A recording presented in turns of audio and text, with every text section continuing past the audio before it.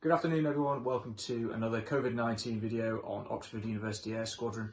I just want to give some feedback on the group problem solving exercise we ran on Monday. That was the first time I've run anything like that, especially on Zoom, and also a first time for some of you guys, I think, doing a similar exercise. So I've used that experience on Monday to refine the exercise a little bit. I'm planning to rerun it with anyone who wants to do it again from OUS. Just contact me and we'll do it anytime, because I did kick some of you out of the staff room when you were trying to give your feedback, so I do apologise for that. And for those of you who completed the problem solving, don't want to run it again, there's still some useful feedback for you, because these are general principles I'm going to run through, not specifics to the exercise. I'm also not going to go into specifics in case another UAS wants to use this exercise. I don't want to give too much of the game away. So, in terms of feedback then, what went well? Great lateral thinking. Now there was. A couple of the groups in particular reached out with some really inventive and creative ideas on how to solve the problem. I prepared a staff answer half an hour before we started the Zoom call, and your answers, whilst they weren't complete, had the potential to achieve far higher numbers than mine, because you thought of the problem in a much more lateral way than I did. Nothing like a stereotype. That is the stereotype of Gen Zers, that you are very good at creative and lateral thought, divergent thinking, some people call it, and that's what we need, so that's great.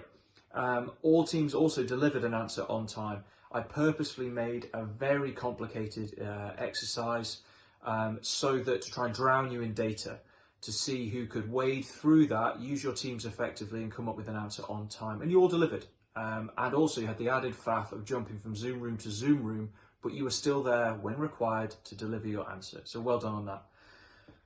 A few general areas we can improve in then. Prioritisation, use of the team, and the 80% solution. Some of these I advocated to you beforehand, but I just want to go through them again real quick, because these are general themes that will help you with any problem solving exercise, not just in the Air Force, not just for interviews for getting jobs, but just in life in general, okay? So the first one we're going to look at is prioritization. So, as the boss said on the night, the first thing you should be thinking when you get a task, real world or a teaching example like this, can you actually achieve the task? Keep that first and foremost in your head. What we're looking for, the expression we use in the Air Force, is stoppers. You're looking for any stoppers. That's the first thing you've got to highlight. What is going to prevent mission success? These are the first things you're trying to highlight. Your basic task was to transport personnel and beer to Stanford. So what sort of things are going to prevent this? Real quickly, no MT was available at Benson. That was actually laid out right at the top of the limitations for the exercise. So straight away, you know you're going to be using aircraft, okay? So that's a major limitation and a stopper. Can I land at my destination? Now this caught a lot of you out. So if you know you're going to fly, where you're going to fly to, can you actually land there? Have ops given you permission to land there? Is the weather fit to land there? Is the weather fit for the current runway in use? Questions like that, okay? If you can't land, you can't complete your task. Will you run out of fuel? Some of you had some very ambitious fuel calculations that allowed multiple trips between Benson and Cranwell without refueling. The figures are there in the text for you to work out your fuels more accurately, because you will fail the task if you run out of fuel and glide and land in a field. Running out of time. There's no point starting and commencing another run if you can't complete it and get to your destination in time. Bear in mind, everyone must be at the final destination of Stanford in the George Hotel by 1700.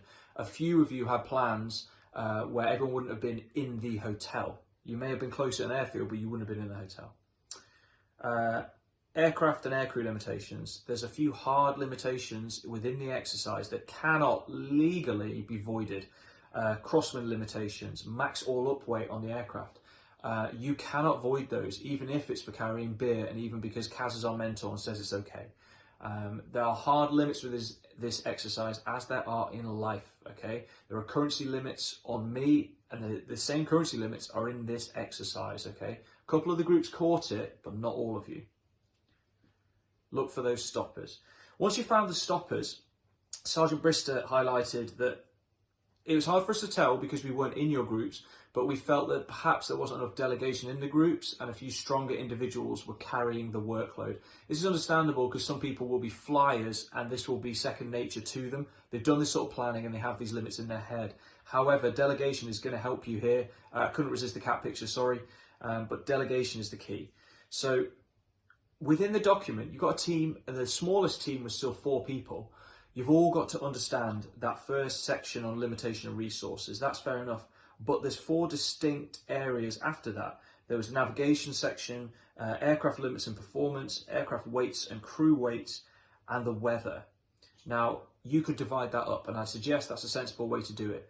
Set one person, each section, give them 10 minutes. You're looking for those stoppers first and foremost, okay? Are there any stoppers in your section?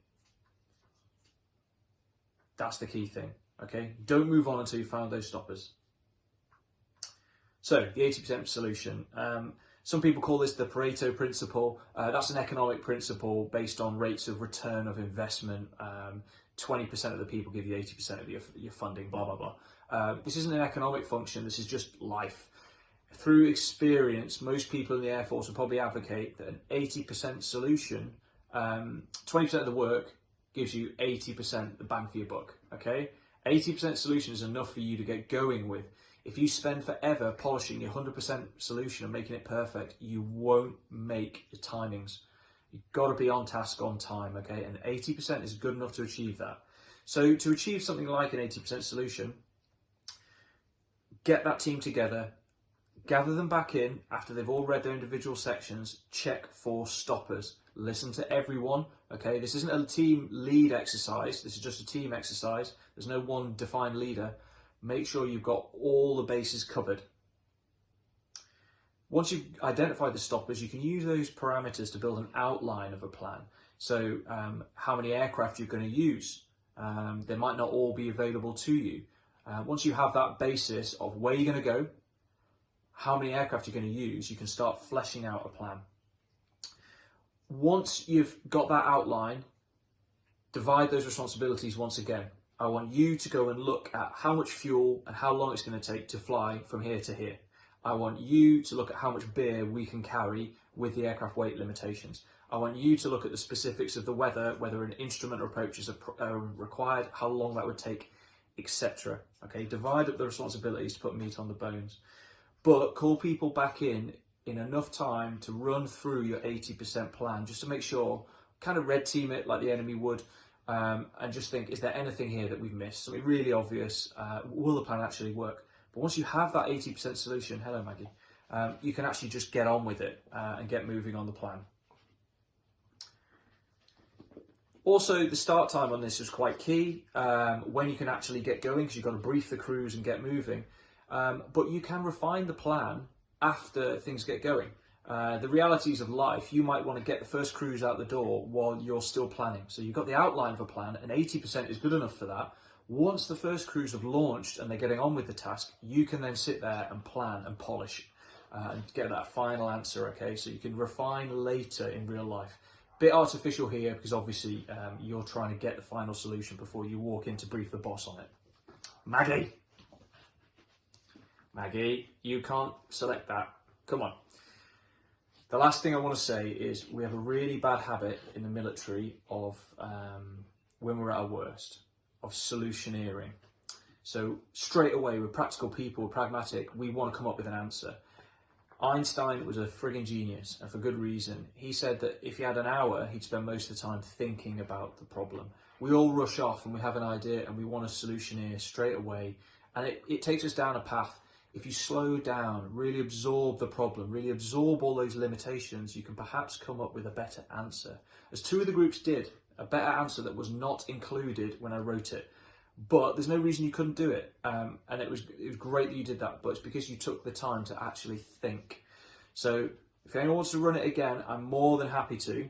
And what I want you to do is really think, really polish, get into those numbers and come up with the optimum solution.